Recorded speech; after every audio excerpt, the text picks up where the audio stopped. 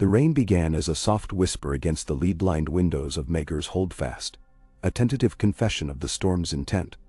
But by the time the hour of the bat coaxed dusk into full dominion over King's Landing, it had gathered courage enough to rattle every casement in the Red Keep. Cersei Lannister stood in the Queen's ballroom, the chamber's many mirrors throwing her reflection back at her from a dozen angles. Golden hair dulled by lamplight, emerald eyes fixed on a distant corner where no one lingered. Yet she was not alone. Her thoughts pressed in like courtiers, each clamoring to remind her of the city's creeping siege lines, of the dozen little betrayals that had stolen half her court, of the raven from Casterly Rock still unanswered. Every mirror showed a queen. Every heartbeat told her she was already a fugitive in her own halls. A log cracked in the hearth. The ember hiss was the voice of Qyburn, grave and almost fatherly, as he set the final ruby brooch upon the cloak draped across her arm. "Your Grace, my riders confirm it. The Tyrell van lodges at Bitterbridge, but their outriders have crossed the Mander. You have scant hours, not days." Demetra. She did not flinch. "The mountain holds the King's Road. He will bleed them for every league. He will bleed. They will advance. A siege in earnest will follow, with enough food in the city for a fortnight at most. Bread riots inside, catapults without. Even lions starve." The word lion flickered in her like a candle starved of air. She imagined the banners, crimson and gold flayed by rain, roaring against the storm. They felt as insubstantial as the drape of her gown. "I could send ravens. Call my father's old captains from Lannisport. Braavos. Ravens do not gallop faster than siege towers, and captains need coin.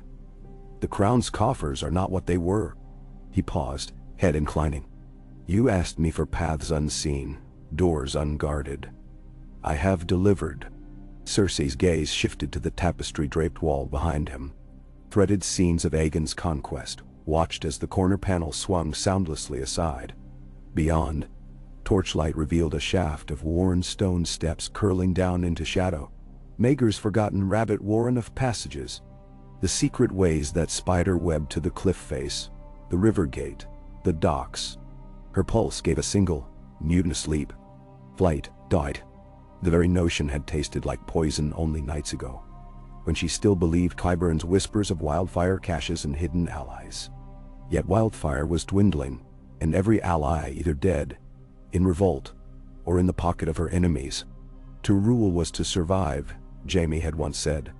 To survive, one must choose the battlefield. Braavos, opulent Braavos of the Titan and the Iron Bank, glimmered in her mind like dawn after a sleepless night. Far, cold, calculating, but impartial. She could bargain there. Lannister gold for Braavosi ships, Braavosi swords, Braavosi silence. She exhaled a breath that tasted of ash and regret. "Have my children been readied?" Tommen waits in the stable yard, hidden beneath a carter's cloak. Septa Lemore rehearses his lines should the gates be questioned. An orphan sent to relatives in Maidenpool. For Myrcella, the merchant galley moonlit dancer slipped anchor at first dark. She will be well past Driftmark by sunrise. Maj. The parting had scorched Cersei's heart raw. Myrcella's kiss lingered yet upon her cheek, salt warm from the girl's tears. If the seas were kind, her daughter would see the sunrise through Lyseni silk curtains, not a lattice of siege towers. Cersei steeled herself with the memory. She did this for them. A queen could endure shame. A mother could not abide their graves. "And the little birds?" she asked. "Scattered, as you ordered. Some to Sunspear, some to Oldtown. The whispers they carry will confuse the hounds upon your trail." He offered a slim leather purse. "The contents will congeal by dawn. Do not open near a flame. But if a ship's captain grows curious, a pinch in his wine will cure the itch, as painless as frost." She accepted the purse, its weight negligible, its promise immeasurable. "You think of every misery. I am but your humble servant." She almost laughed, hollow sound swallowed by the ballroom's emptiness. "No, Qyburn. You are the architect of my resurrection." The queen turned, silk shivering around her legs. "Tell Sir Gregor to delay them with any cruelty he imagines. When the bells ring, the city will mourn a queen who never deigned to flee." Qyburn dipped his head, gray hair falling like candle wax. "As you wish." She swept past him. The hidden stair smelled of centuries' gold dust, mouse droppings, and dry rot, but each step felt lighter than the last. Down past carved leonine balustrades no living courtier recalled. Down beyond the belly of the Red Keep, where roots of black stone gnawed at living rock. The torch clasp she carried sputtered, casting jagged silhouettes that seemed to mock her crownless head. She resisted the urge to touch the simple traveler's hood she wore. Vanity must not conquer caution. In Braavos, she would adorn herself again, when the games board reset and she had the Iron Bank's ledgers at her left hand. By the time the stairs spat her into a tunnel that hummed with river damp, the storm had swollen into a riot overhead. Thunder cracked, and a tremor shuddered through the stones, as if the castle itself sneered at her desertion. She pressed on. The tunnel flowed downhill, widening until she heard the slap of brackish water and smelled salt-grot cabbage from the fish market above. A small iron gate barred the mouth. Beyond, a boat bobbed, low, narrow, painted the dull green of river scum. Two shadowed figures hunched within, cloaks soaked dark. One held an oar. The other raised a hand in silent greeting. Cersei's torch glinted on tin studs across his knuckles. Jaime had worn such gloves when sparring young squires. The memory stabbed. She forced her voice steady. "My son." "Safe, your grace," the oarsman whispered. "We push now or never." She doused the torch in a puddle. Darkness folded around her like morning cloth. Iron hinges squealed. The gate sighed wide. The boat's plank rasped beneath her slippers. Cold water splashed up, tasting of rust and sewage. She knelt, gathered her skirts, settled beside Tommen's small, bundled shape. His eyes sought hers in terror-spangled moonlight, but she stroked his hair, humming a lullaby her mother had sung in the halls of Casterly Rock. Gradually his shaking eased. Oars dipped. The tunnel's lantern glow receded. Black water sucked at the hull as they slipped beneath the city's underbelly. Overhead, the roar of the storm and the distant clangor from Mudgate bells blended into a single iron dirge. She pictured the crowd swelling before the gate at dawn, peasants cursing the queen who had abandoned them. Better curses than coronation by fire. She would return crowned in iron and gold, armored in Braavosi silver, her enemies bankrupt and begging. When they emerged onto the black water, the wind hit like a whip, flinging spray across their faces. King's Landing unfolded behind them, a crooked silhouette spiked with towers, each torch smothered by rain. Lightning forked, limning the sept of Baelor in savage white. For an instant, she saw her own marble likeness, Queen of the Andals, Mother of Lions, glowing like a ghost atop the sept's dome. Then night swallowed it. The ferryman angled downstream, keeping close to the bank. Every splash of oar was a question. Who else watched the river this hour? Whose gold bought silence tonight? She scanned the shore. Shuttered windows. A lone brazier on a pier. No whistles, no signal arrows. Qyburn's silver had worked. They reached a cove cluttered by hulks long since stripped of canvas. Amid them waited a trim cog with patched sails furled. The name hulked on her stern. Maiden's Mercy. Bitter irony made Cersei's lips twitch. A rope ladder unfurled. Deckhands hauled Tommen first. She followed, wind clawing her cloak. On deck the captain saluted, 2 fingers to brow. Face shadowed beneath a salt-stiff hood, accent unfamiliar. "Hold fast, word is Maidenpool," he murmured. "But we chart northward to Gulltown, then cross current to the Sisters before striking east." A pause, conspiratorial. Braavos spies many faces. She studied him. Lean, weather-creased, eyes sharp as fishhooks. A sell sale, not a smuggler. Good. Honorless men could be bought. Honor-bound men sometimes remembered honor at the wrong moment. "Sail," she commanded. Canvas cracked. Crews scurried. The cog lurched as anchor cables splashed free. Wind bullied the mast, but the vessel found her rhythm, cutting across tide like a whetted blade. As the black water's mouth opened to the narrow sea, the city dwindled until even the Red Keep's highest towers could hide behind rain. Cersei braced at the quarterdeck rail. Somewhere astern, across sodden leagues, Sir Gregor's garrison would light false beacon fires at odd intervals, mocking fleet signals so any pursuit wasted hours. The wildfire reserves beneath the sept, primed to ignite if enemy boots crossed the threshold, would serve as her last jest. She pictured Marguerite, not a bride but a shade amid green flames, and felt a pang neither grief nor guilt could name. Sister, daughter, mother, widow, now exile. She had been all roles save the victorious refugee. Yet refugees beg, and Cersei begged no one. Moonless night stretched, and with it, the slow throb of shipboards beneath her soles. Tommen slept in a hastily slung hammock, thumb tucked in childish habit. She crouched beside, pressing a kiss to his brow. "The sea is a cradle," she whispered, "and Braavos a city of bridges. We will stroll them together." The words felt like an incantation against fate, spoken twice to bind them. When she rose, she found the captain at her elbow, proffering a wine flask. She sipped. Sour, cheap, but warm in the belly. "Storm's easing," he observed. "By dawn we'll be clear of Cape Wrath, and if a ward galley sights us, paint is flaking, rigging patched. Any man with a spyglass will see a North Coast lumber trader. Besides," he added with a rasping chuckle, "pirates fear Braavosi reprisals more than Lannister gold these days." She offered a thin smile. "They may fear both ere long." He drifted away. Alone again, she leaned on the rail. Across the black water the storm's hem still glowered over King's Landing, but out here stars ventured, pricking holes in the cloud blanket. She traced the swordsman's belt, then the lion's eye. Constellations her nurse had taught her on a balcony at Lannisport. The sky had not changed. Perhaps that was comfort enough. Below decks, the faint creak of timbers became a lullaby. Cersei allowed her mind to wander corridors she no longer owned. The small council chambers smelling of parchment and fruit wine, the nursery where Myrcella learned to dance, the tower cell where she and Jaime had stolen moments from duty.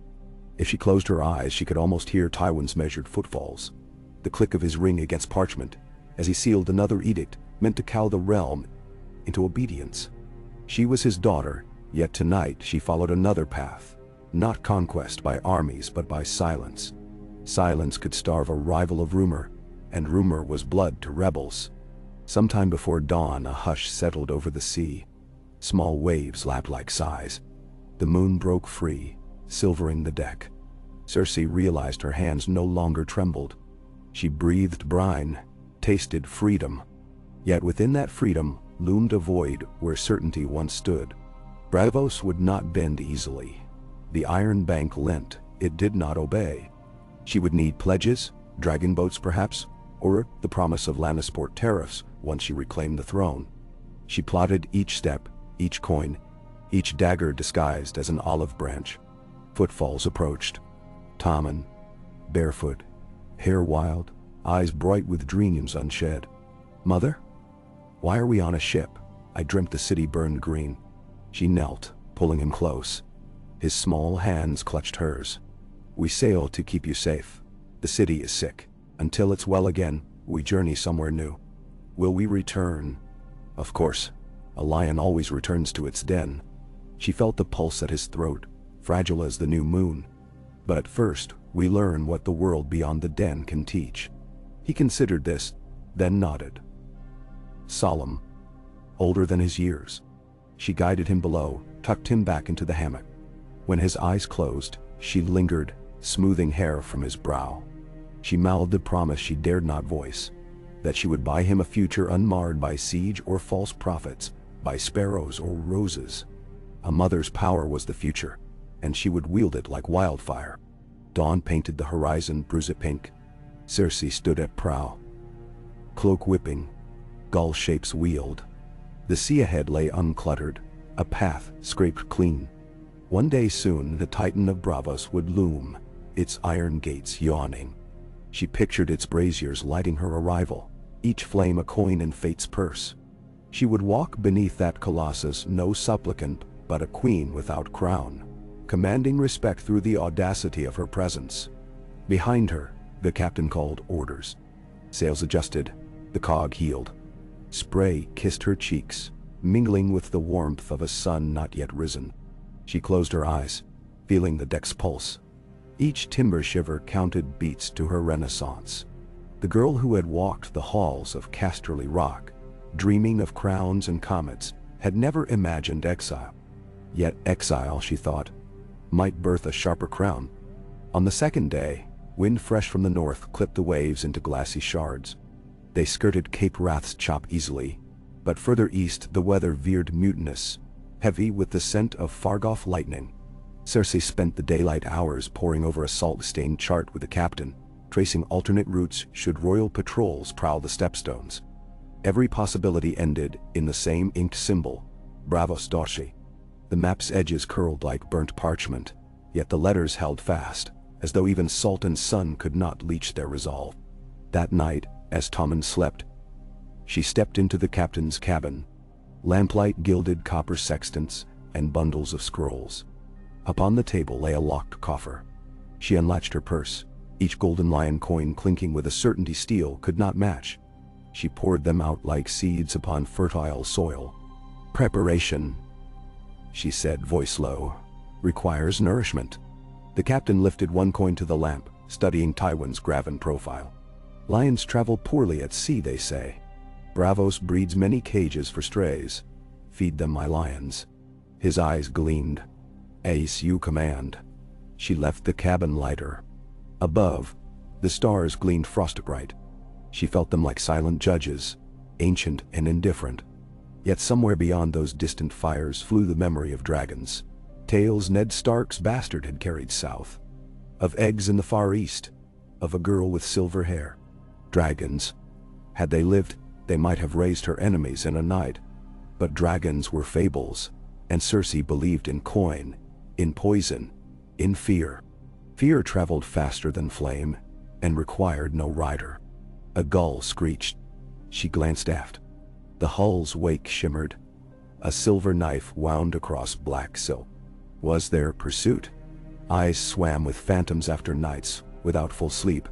She dismissed the thought, yet watched the horizon until eyelids ached. On the third morning they anchored in the lee of a rocky isle no chart named. The captain sent 2 deckhands ashore to fill water casks from a trickle of fresh spring.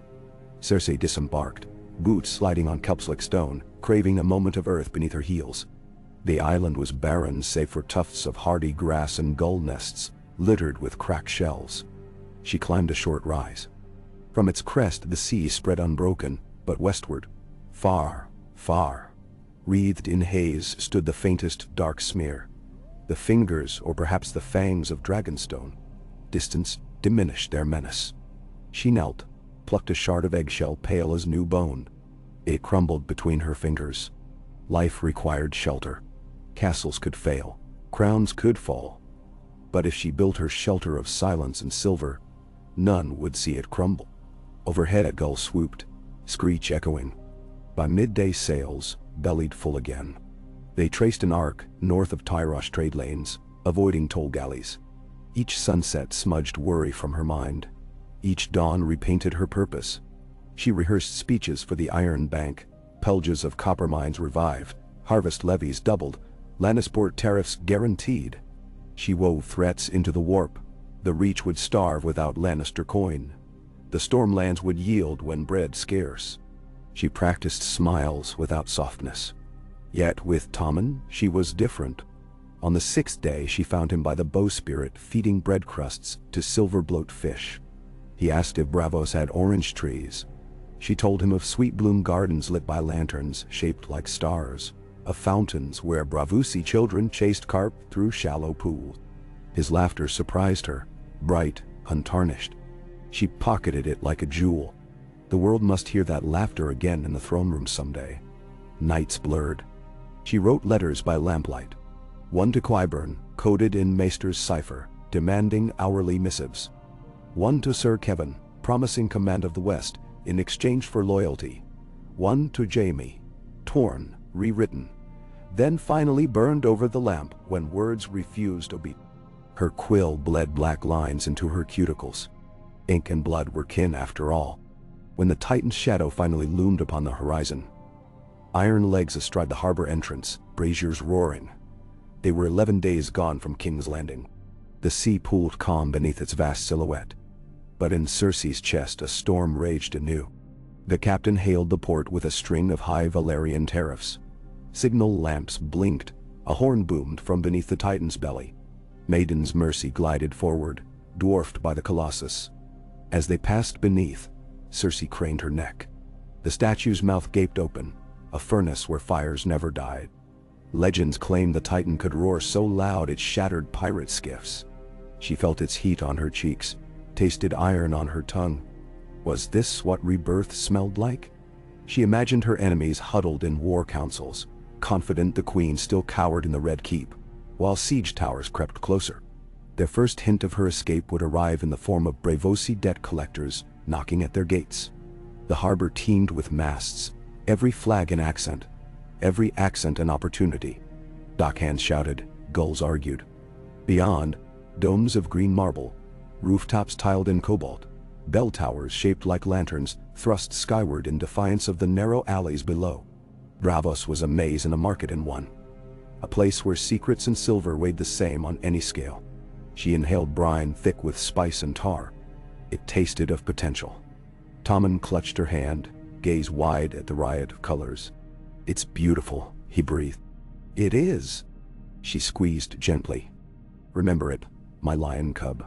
One day the people here will rise when you pass, and the bells will call you their brother from across the sea. Will they know I'm king? They will know you are everything a king should be.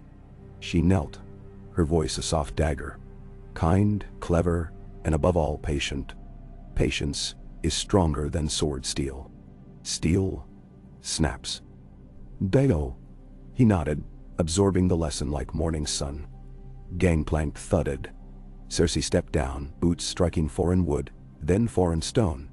The dock smelled of brine and smoked eel, of hot pitch, and the faint perfume of myrish dyes.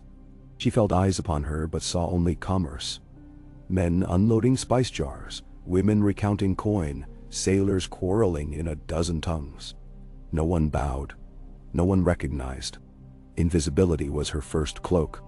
A thin woman approached, robes the color of twilight, mask of silver crescents hiding all but dark, amused eyes. You are expected. The Braavosi accent curled like smoke around the words. The House of Black and White regrets. It could not meet you at sea, but the harbor guards frowned on couriers bearing certain reputations. Cersei's throat tightened. She had not sought the faceless men, yet Qyburn's letters must have flown faster than sails. Lead, she said. Through twisting alleys they walked, shadowed by canals where slender boats slid like eels. Cersei counted bridges. One carved with weeping faces, one draped in ivy, one hung with rusting cages that clattered softly in the breeze. Tommen trotted beside, his wonder stifling fear with fascination. She kept a steady pace, matching the masked woman's silence. At last they entered a courtyard walled in pearl-white stone. A fountain murmured at its heart, water spilling over bas-reliefs of many-faced gods. Torches burned blue. The woman halted. Beyond these doors truth wears no mask. Speak only what you can bear to owe. Cersei held her gaze. I bear mountains. The doors parted on silent hinges. Cool air swept out, scented faintly of myrrh. She took Tommen's hand. Together they crossed the threshold into darkness, lit by a single candle's unwavering flame. Its glow drew them onward like destiny distilled. In the stillness she heard her own heart, and beneath it, the steady drum of her son's. 2 heartbeats, 1 resolve.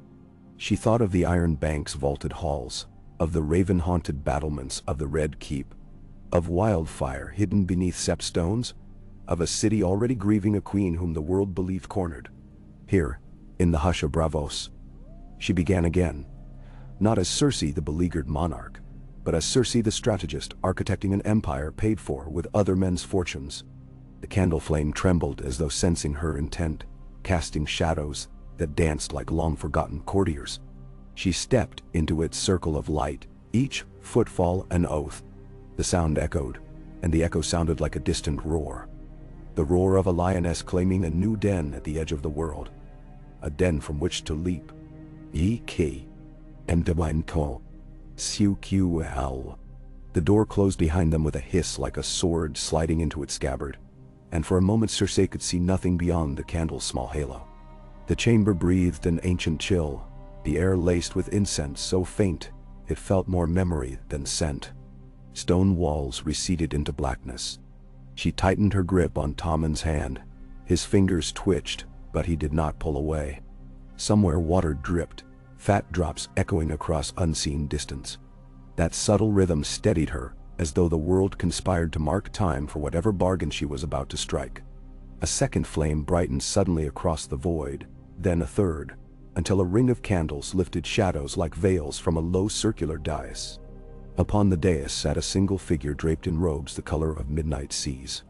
No face showed beneath the cowl, yet Cersei felt watchers all around. Eyes behind pillars and alcoves, eyes glimmering beyond the candles, reached like embers banked in ash. She swallowed, tasting iron on her tongue. Pride dictated she stand tall, but instinct bade her kneel, as one might before a god that deals in silence and finality. The robed figure spoke in a voice both man and woman, child and crone. A lioness crosses oceans to find a new den. Why come to a house where faces die? Because faces die. Cersei answered before fear could silence her. But intentions live, and I would see mine flourish. The figure inclined its hood a fraction. Intentions require coin. Coin we possess in abundance. Yet coin is not the only price. She drew a breath. Steady. I offer what few dare. Patience, influence, and vengeance ripe for harvest. Those who hunt me will cross seas crowned in roses and righteousness. But their resolve will wilt when their pockets bleed. I mean to open those veins. No. A faint rasp, perhaps laughter, skittered from the hood. The iron bank tallies debits and credits. Vengeance is no currency it can ledger. Then ledger this. She reached into her bodice and produced a small scroll sealed with red wax, stamped by the Lion of Lannister. Within, deeds to gold mines at Castamere, dormant since the Rain Rebellion. My father buried them to starve that name from memory, but the veins remain rich. I grant 50% of all production henceforth, full rights to levy tariffs, and authority to station Braavosi auditors at every smelter. None. As the candlelight glinted off the wax seal, murmurs stirred behind the pillars. The hooded speaker remained motionless. Castamere whispers of ghosts. Ghosts do not squander gold, Cersei said. Men do, and I intend to clothe those men in my favor. Silence stretched, taut as a garrote. Tommen shifted at her side, his earlier wonder shriveled into small tremors, yet he stayed still. Bravery, she thought, is the first stone of kingship.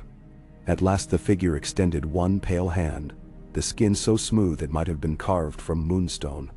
Cersei stepped forward, placed the scroll within the outstretched palm, and felt the faintest brush of cool flesh before the hand retreated. The scroll vanished into the folds of the robe. Your ledger begins, the voice intoned.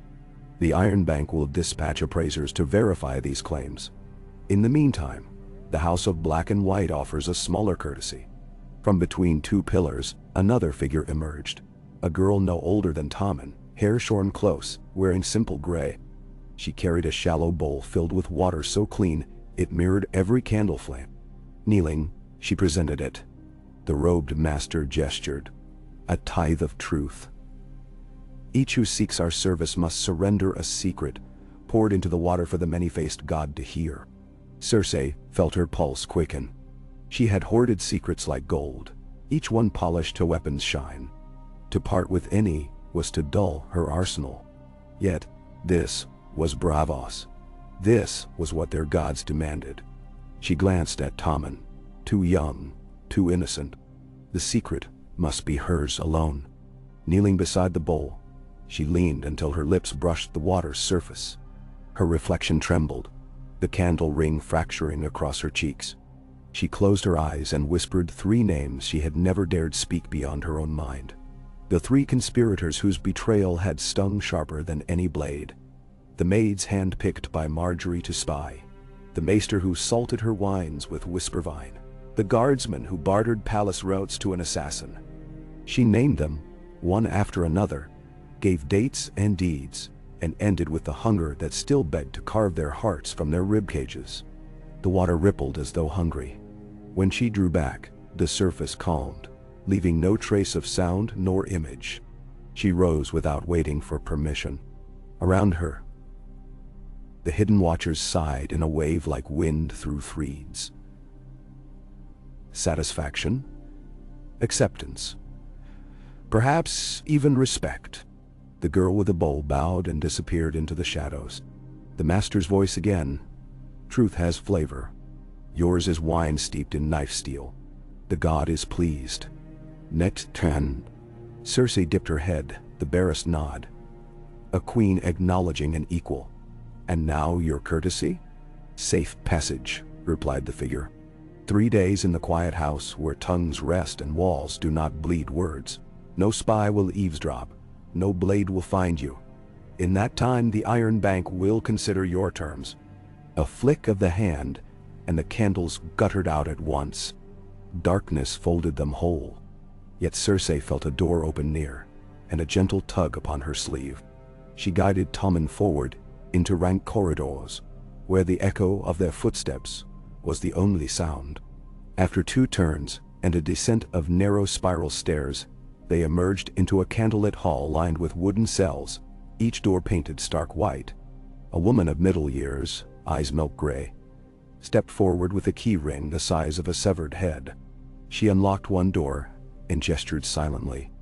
Inside waited a simple pallet of straw, a basin of clear water, and a small iron brazier that glowed faintly blue. "This is luxury?" Cersei muttered. The gray-eyed woman said nothing, merely pointed to the brazier, then glided away. The door closed without a catch. No lock, yet the hush of the hall suggested none would dare intrude. Tommen sat on the pallet, legs drawn to his chest. "Mother, I'm hungry." On cue, the woman returned, as though hunger itself were a bell. She carried 2 wooden bowls of steaming broth and a hunk of dark bread. She set them down, bowed, left again. Tommen sniffed suspiciously. "It smells like herbs." "Everything does in Braavos," Cersei said. Yet she tasted the broth first, rich with onion, thyme, perhaps a hint of mint. Safe enough. She handed the bowl to him and tore the bread, dipping a piece for herself. They ate in silence. Warmth crept back into their bones. When Tommen's bowl lay empty, he yawned, eyelids drooping. Cersei coaxed him to lie down, pulling the thin wool blanket over his shoulders. She sat upon the pallet's edge, stroking his hair, humming a Lannisport lullaby. Within minutes, his breathing deepened. Only then did she allow her shoulders to sag. She rose, crossed to the brazier, and crouched above its cobalt glow. The fire's blue hue cast ghostly light across her hands. No scent of smoke, only the faint tang of something metallic. Qyburn would have admired such alchemy. She wondered how far his pigeons had flown since their parting. If any still winged their way toward her now, he would send coded letters both truthful and false to misdirect interceptors. One would mention Jaime riding at night beneath a borrowed standard. Another claimed the mountain had sacked Bitterbridge. A third that wildfire had already detonated beneath Fleabottom. Somewhere amid those lies would hide a single thread of fact. She pulled from her sleeve a second purse, smaller than the poison kit. Within she carried a hollow dirk, its pommel unscrewing to reveal a cylinder of clear oil that smelled like almonds. A single drop could stop a heart in 7 breaths. She lifted it to the brazier flame, watched the oil refract blue sparks. Not yet, she thought. Braavos was civil, yet civility masked teeth. She needed this venom intact for the Iron Bank's negotiating table. An unspoken reminder that debt had sharper edges than ledgers. A soft knock rapped at the open doorway, followed by a rustle of cloth. Cersei snapped the dirk hilt closed and straightened. A youth in dark robes appeared, no older than 14, with parchment and quill in one hand, a narrow clay bottle in the other. He bowed. The Titan's hourglass marks midnight. The Iron Bank dispatches its scribe to record an interim statement of understanding. Are you prepared to declare assets and liabilities? She masked her surprise. Swiftness suited her aims, but such speed from a city of measured caution hinted at desperation. Perhaps the War of Thrones pinched even the bank's coffers. Enter. He stepped across the threshold, bowed again.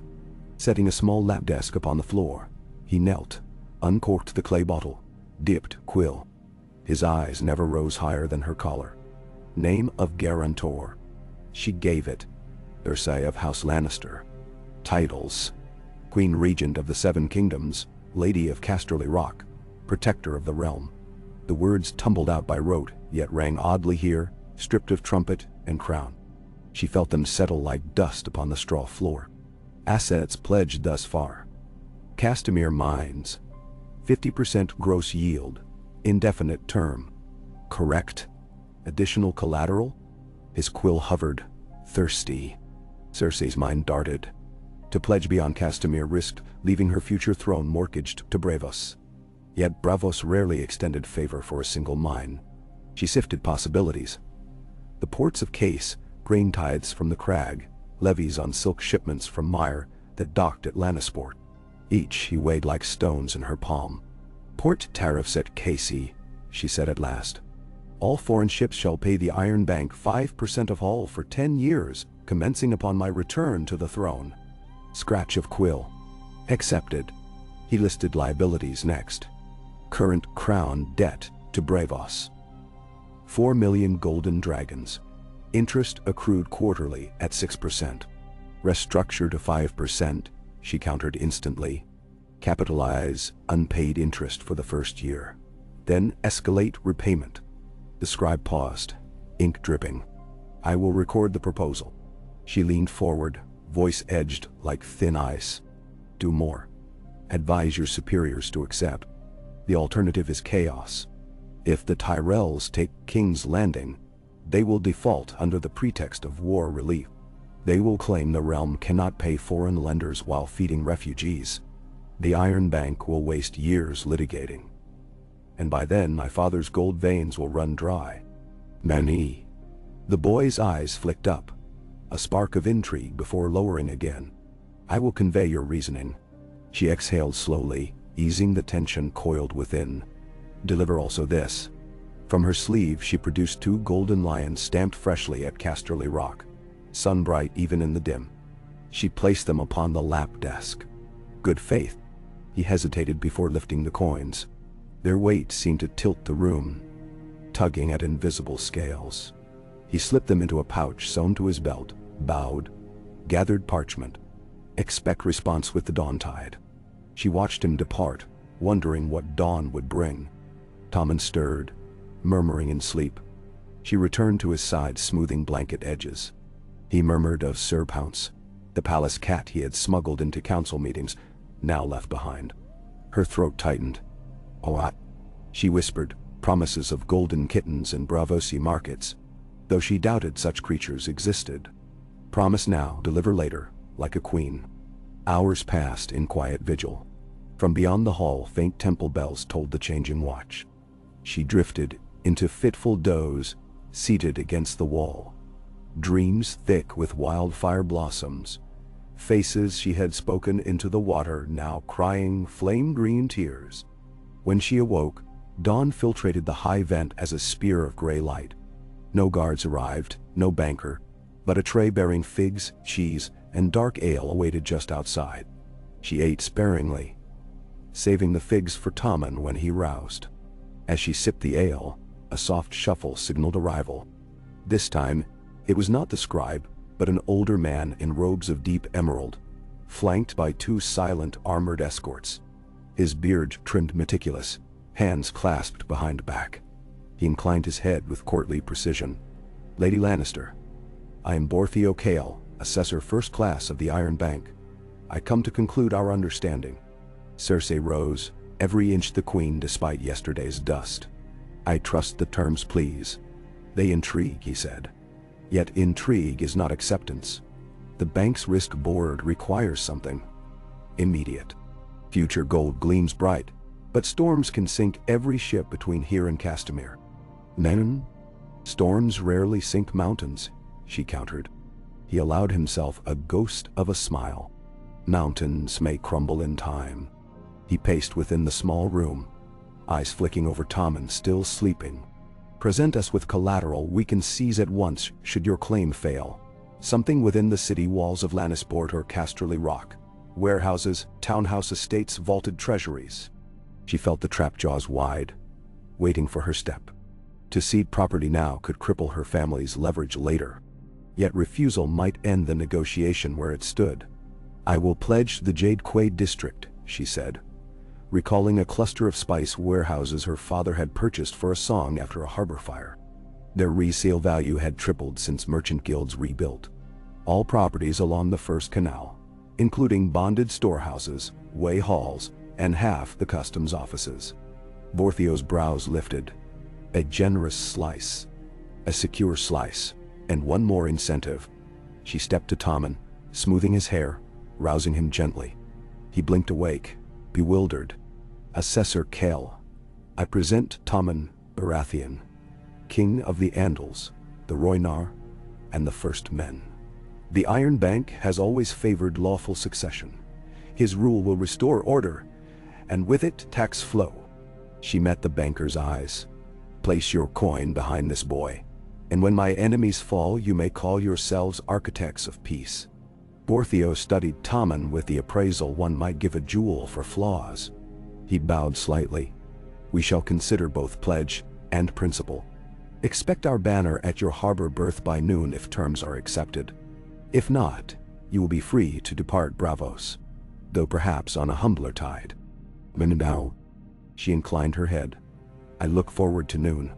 He retreated, guards closing behind. Tommen rubbed his eyes. Who was that?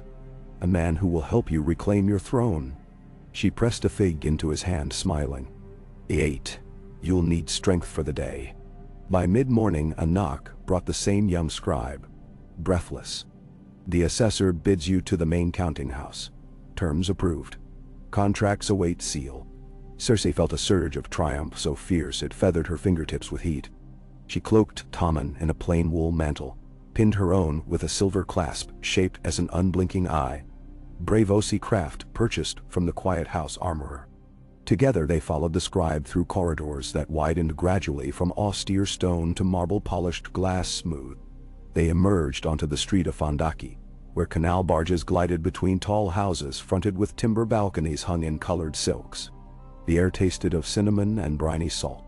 Morning sun lanced across temple domes. Tommen squeezed her hand in wide-eyed wonder.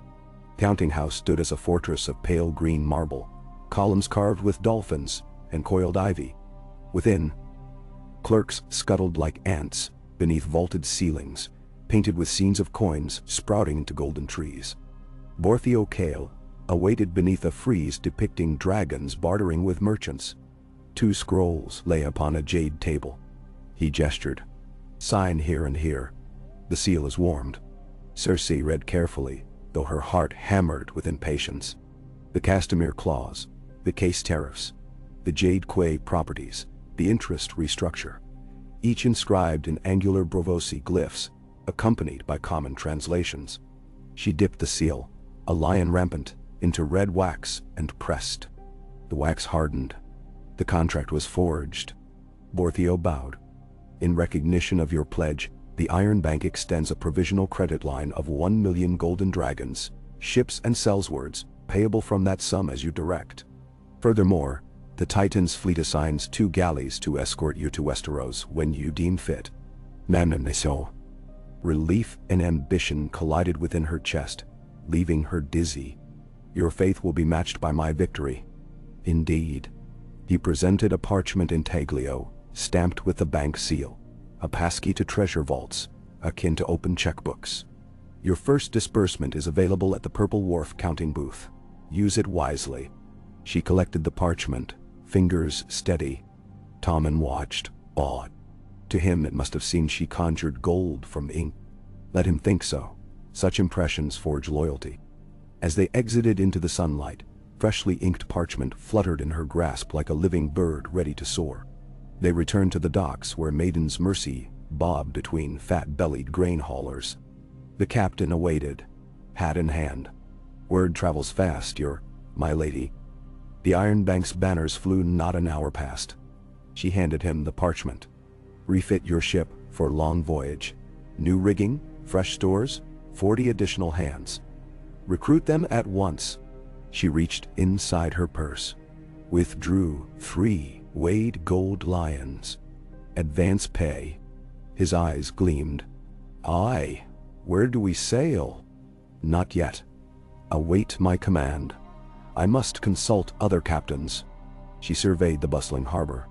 Sea spray misted her cheeks, and for the first time since fleeing King's Landing, she breathed without tasting ashes. She turned to Tommen. Come. We have another errand. They hired a narrow wherry rowed by a wizened woman who spoke only Braavosi vowels. She guided them down canal veins deeper into the city's heart, where markets overflowed with music and scent. Cersei purchased Tommen a thin slice of honeyed lemon cake. He devoured it, smile sugared. She memorized that smile, armor against future storms. Their true destination stood at the junction of 3 bridges, a modest palace of pink stone, its balconies draped in turquoise cloth. Over the gate hung a sigil of an open hand cradling a quill, the emblem of the Guild of Whisperbinders, Braavos, discreet couriers. Inside, a man in striped violet robes greeted them with a bow so deep his beard brushed the mosaic floor. I require 3 swift ravens versed in long flight, she said, adopting the clipped cadence of trade negotiations. We train falcons, not ravens, he corrected gently. Faster and less conspicuous. Then falcons. 1 to Casterly Rock, 1 to Old Town, 1 to Sunspear. Each shall carry letters sealed. Thus, she produced wax of plain brown, no crest, then 3 slip parchments upon which she had earlier penned tidy lines coded with Qyburn cipher. Departure within an hour. The Whisperbinder weighed the fee, 500 silver stags per bird. 50 extra, if the cipher is confusing to them. We must brief the handlers. She slid a pouch of silver across. If they arrive alive, triple awaits on my return. His eyes brightened. They will arrive. He clapped twice. Apprentices whisked away letters and coins.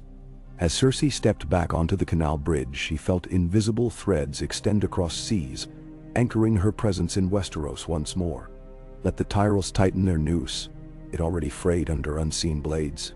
That evening, after returning Tommen to the quiet house for rest, she ventured alone to the Purple Wharf, where the counting booth waited under lamplight. She drew upon her credit for 2 chests of silver marks, paid for rearming Maiden's Mercy, and for securing a second, larger cog boasting reinforced hull and ballistae mountings. Its owner, a plump Lyseni named Maltho, agreed to charter at double price once he saw the Iron Bank's seal. Lyseni merchants trusted coin more than crowns. She booked half his cargo hold for provisions. Dried meat, wine casks, salted cod, pickled lemons, and barrels of fresh water. His crew would swab decks while dockworkers loaded oat sacks and winter wool blankets. Supplies not only for voyage but for future allies starving in King's Landing once the siege starved the Tyrell host. As sunset bled across the lagoon, she paused upon the quay, gaze fixed westward. Between marble pillars of a merchant's lodge, she glimpsed the outline of the distant Titan, braziers blazing gold against violet sky. The Colossus looked like a sword-bearing sentinel at world's end. She wondered if its fires had seen queen or exile in her. Perhaps both. Behind her, a throat cleared. She turned to find a lithe man clad in quilted leather dyed the red of deep wine, face half masked by a patterned scarf. One gloved hand rested on a dirk pommel, but his stance radiated courtesy. "Pardon," he said in the common tongue lilted with Taroshi sing-songed. "I make bold address because rumor flicks tongues. A golden-haired Westerosi queen seeks protection for voyage home.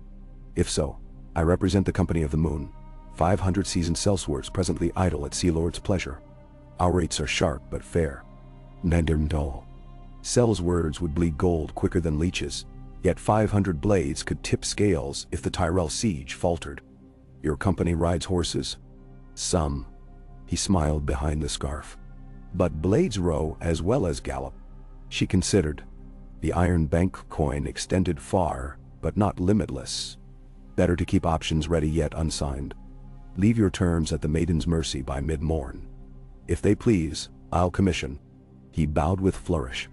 "The moon will wax at your command." He vanished into crowd.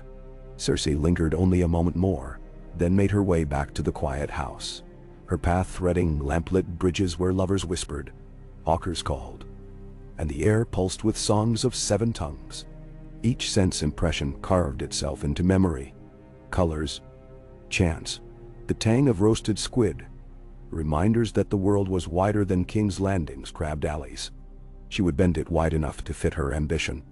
Near midnight, she sat cross-legged upon the pallet, quill in hand, blank parchment before her. She must write to Jaime.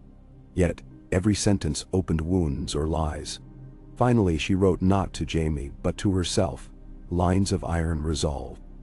I will return upon a tide of copper and iron. I will break the rose upon the lion's claw. I will plant seeds of debt in every fertile mind and harvest crowns where others sow despair. The realm is not a garden. It is a theater, and I, the unseen playwright. Yar. She read those words thrice, then burned the parchment over the brazier till only scented ash remained. Ashes cannot betray. Dawn of her 3rd Braavosi day dawned on hush. Tommen slept longer. Dreams seemed kinder here.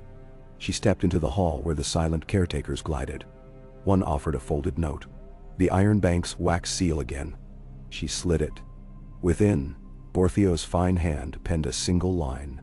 Influence purchased. Enemies assessed.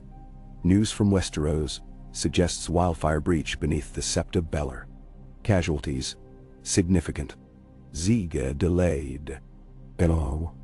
Fire arrowed through her veins. She gripped the note until her nails pierced parchment. Wildfire beneath the Sept. Her contingency triggered, maybe prematurely, maybe by sabotage. Whose body had sparked that green inferno? Marguerite, the High Sparrow, or innocent hundreds? She exhaled, forcing calm. Regardless, the Tyrell appetite for quick victory would sour. The faith militant might turn blades inward. Chaos. Exquisite and costly. Costly for them, not her. She donned a high-necked gown of Braavosi silk, the color of wet granite, belted with a lion head buckle. Tommen woke, blinking, then smiled at the spread of hot sweet rolls a caretaker brought. They ate together, mother and son, planning the day. A visit to a Braavosi weaponsmith to commission a new guard sword for him. A blade light enough for a boy yet wrought with Valyrian steel edge bought at dear price. He glowed at the idea, though he feared steel. She taught him grips using a pewter spoon, guiding his small hands, showing how a pommel balanced the blade. Confidence grew in his eyes, and she felt warmth she had nearly forgotten. While he practiced footwork across the cell floor, she considered the wildfire news.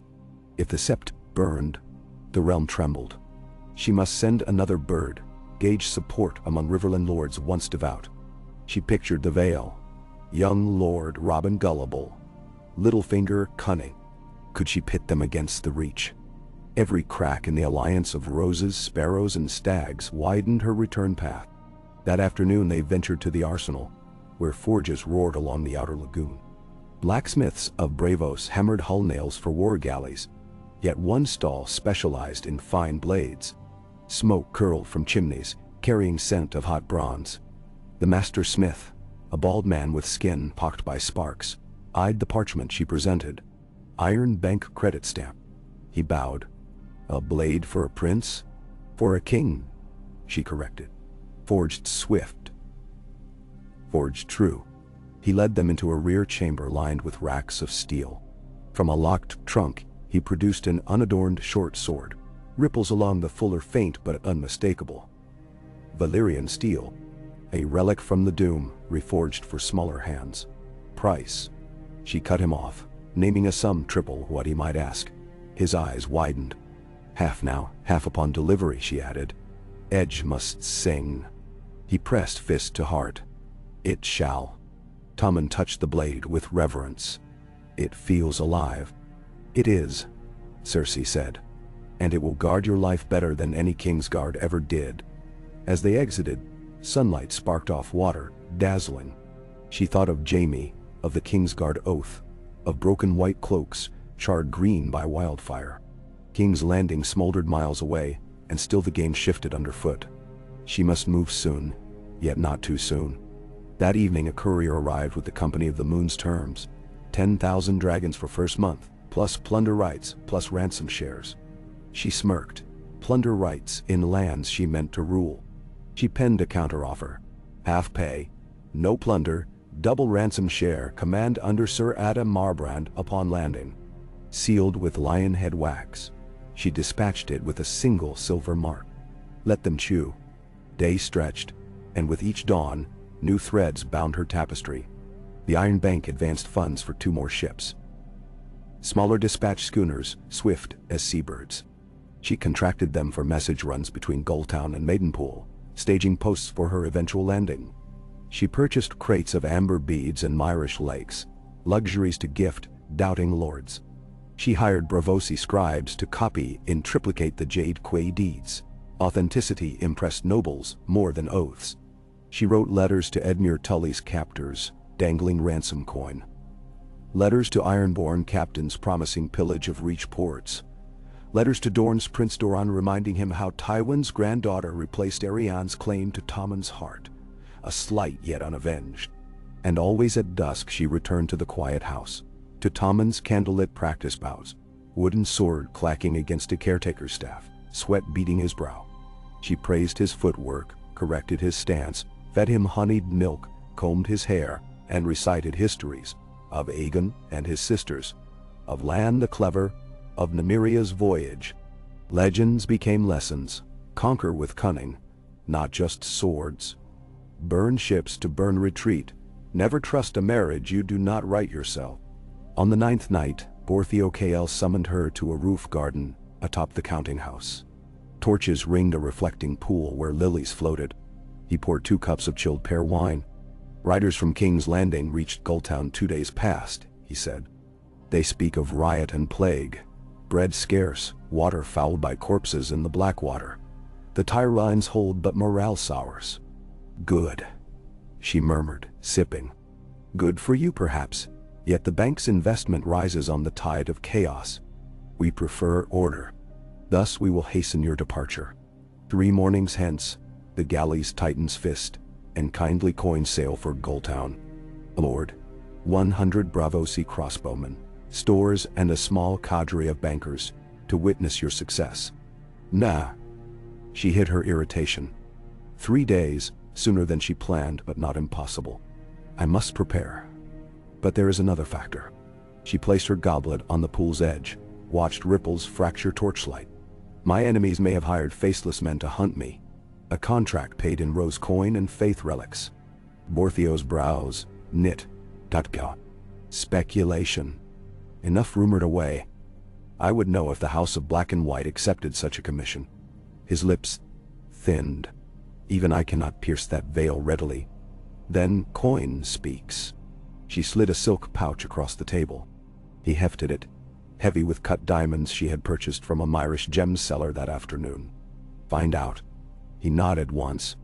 I will try. That was all she could demand. She left the roof by hidden stair, chilled wind skimming across her neck, despite summer. If the faceless men took a contract, her life might end between breaths. Yet contracts could be bought off, if one knew price. Diamonds were good conversation openers. That night sleep eluded her. She paced the cell while Tommen dreamt. Shadows writhed, breeding faces. Stannis gaunt and burning. Mace Tyrell smug. The High Sparrow preaching. One shadow resolved into Ned Stark's severed head, still whispering of honor. She pressed palms to her temples until tremors ceased. At dawn, roused early, she found a note slipped beneath the door. Contract exists. Payment holds unless rescinded by same party. Red Priest mediating petition. I no signature, but the hand was Borthio's. A Red Priest, surely Melisandre of Ashai, Stannis' flame-eyed oracle. Why would she barter Cersei's death? Fire sees where iron vaults cannot. Perhaps she glimpsed some vision of Lannister rule smothering her king's cause. The solution was brutal but clear. Intercept priest. Intercept payment. She needed Qyburn's webs in Westeros, but also proxies here. The Company of the Moon? Or darker allies, the Ragman's harbor cutthroats, the Braavos of the Black Canal. She steeled herself and penned 3 new letters, one to the Company of the Moon, accepting their amended terms, but requiring immediate loyalty oath, one to a Braavosi fixer known as the Eel, rumored broker of illicit trade, commanding him to locate the Red Priest within Braavos, and one to Borthio, granting him authority and diamonds to purchase the faceless contract's cancellation. She sealed each and dispatched runners. The day whirled, provisioning, drilling Tommen's new sword forms, inspecting Titan's fist, sleek, oars triple-ranked, ballistite glinting at bow. She allocated cabins, Tommen midships below command deck, her own directly above with viewing slit. She supervised loading of crates labeled cloth, but filled with chainmail shirts. Crew eyed her with a mixture of awe and wariness. Let them. By twilight, the Eel sent word. The Red Priestess had boarded a Volantine galley bound north, due to sail with the tide.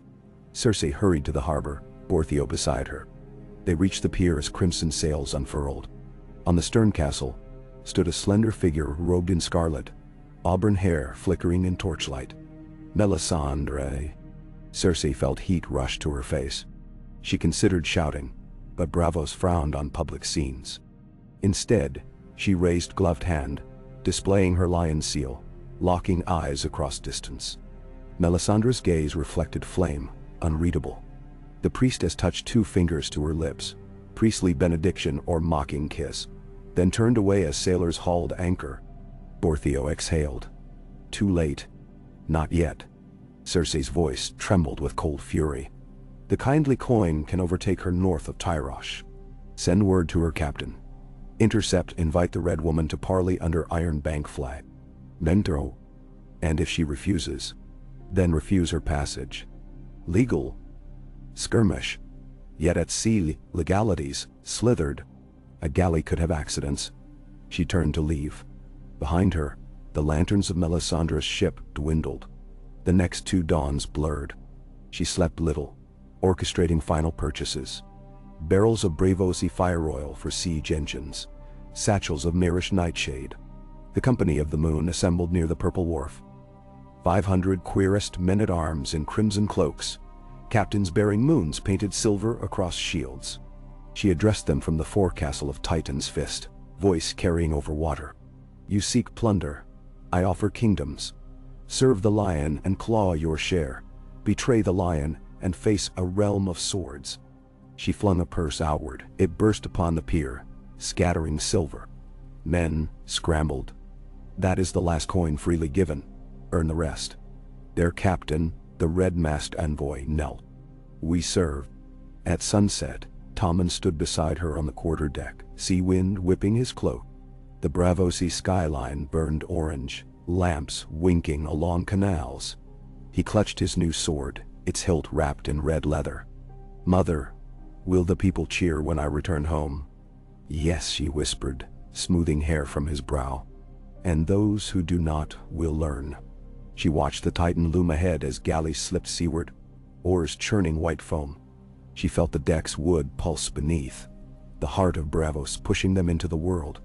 Behind the Colossus, beyond the horizon, waited fire-blackened streets, the gutted sept, hungry commoners, frightened sparrows, roses losing petals hourly. Night deepened. The galleys formed line abreast, sails trimmed to catch a westerly. Cersei inhaled cool salt air. Above, stars glittered. Icy sparks. Impartial. She thought of the secret she had whispered to the water, of betrayals named, of vengeance pending. In the timber, creak and hiss of wake, she heard an echo of lions roaring, soft yet growing. She turned to Borthio, who stood at rail consulting a star chart. When we land, I will require immediate audiences with Lord Royce at Runestone, with Maester Coleman in the Eyrie, with the Gulltown Harbormaster. Secure them. He nodded, noting details. And the banker envoys? Remain aboard. Safest until a fort built at Maidenpool. but one may accompany me as witness."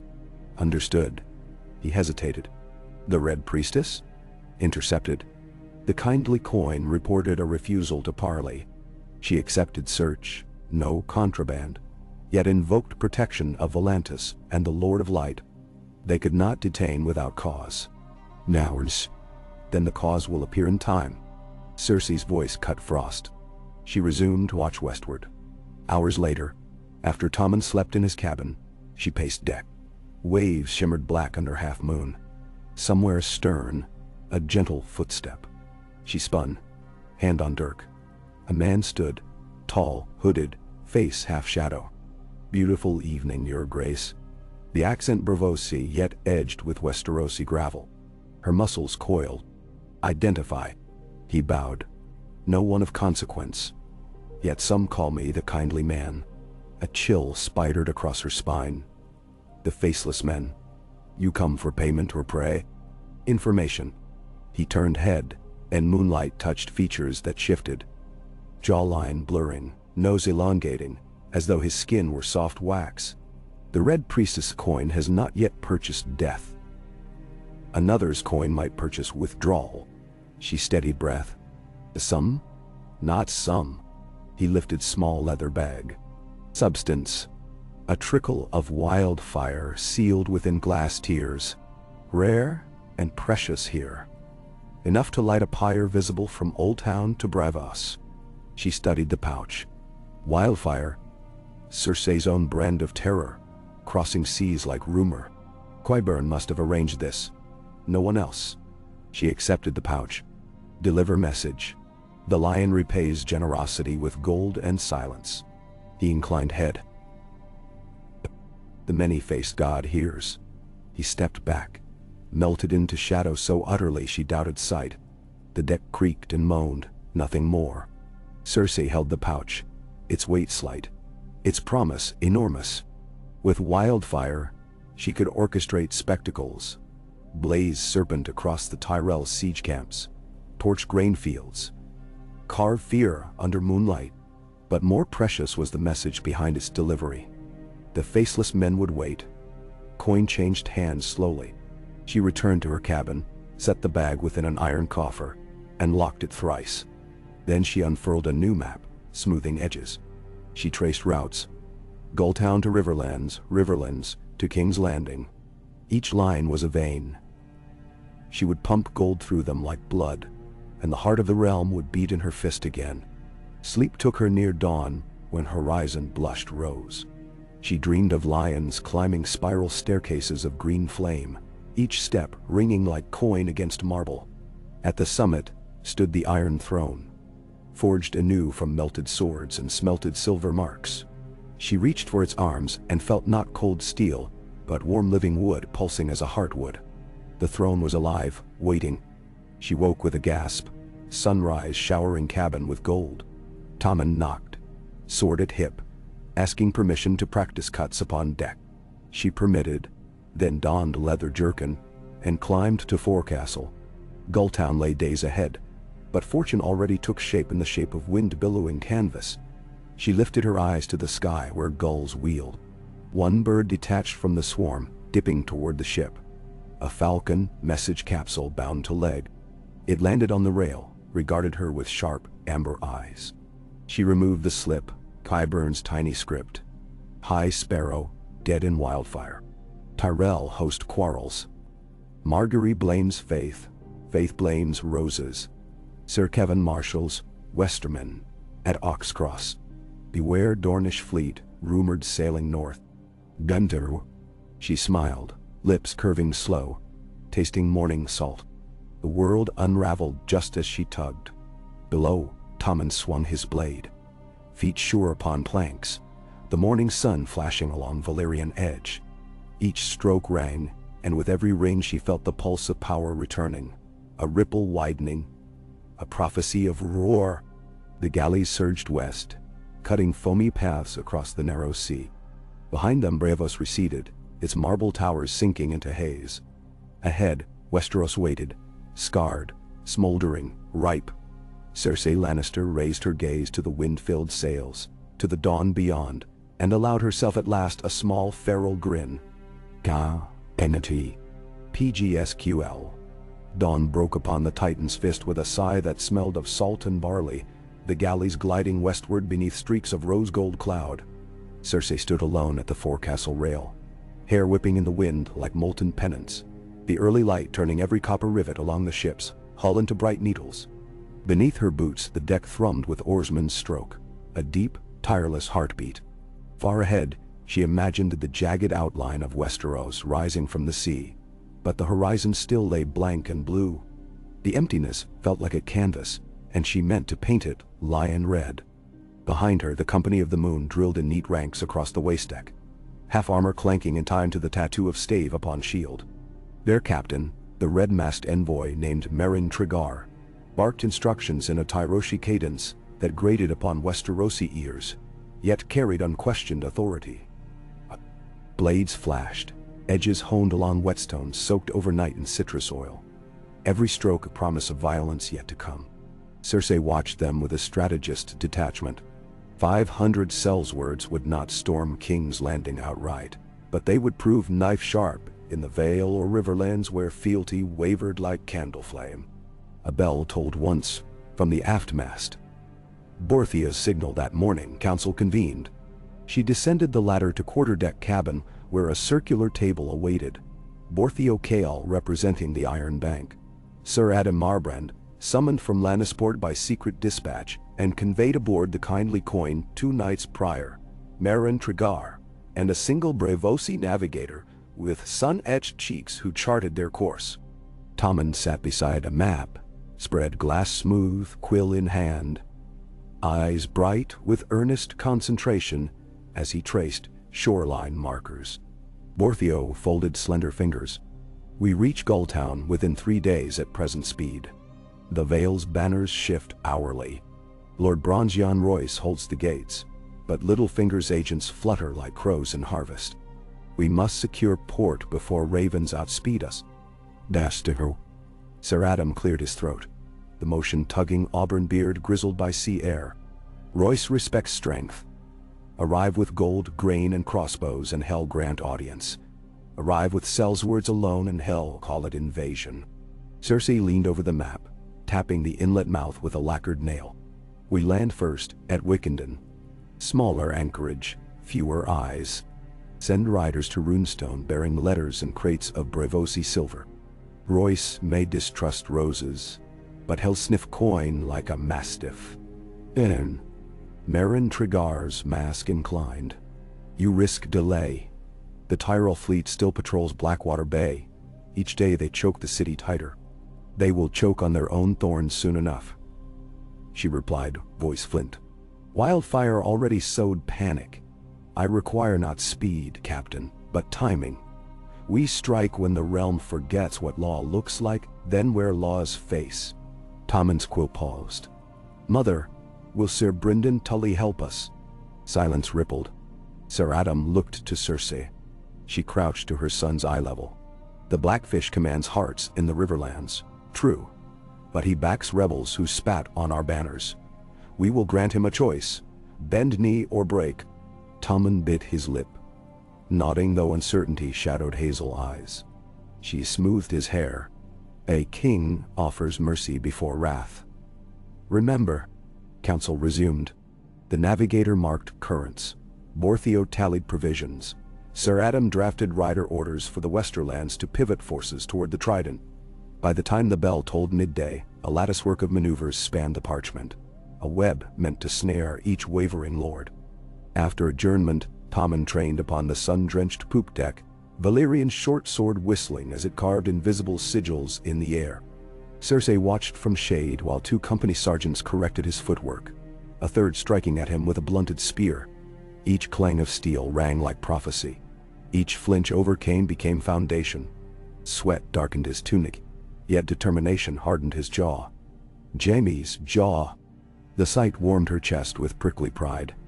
A ruler could inspire by sword or sentence. She intended him master of both. Wind strengthened by late afternoon, driving the fist and kindly coin in foaming tandem. Sea spray glittered like scattered diamond dust. Cersei cloaked herself against the chill, and ascended to the crow's nest. To think, to taste solitude unclouded by counsel. From this height, the world bent blue on every side.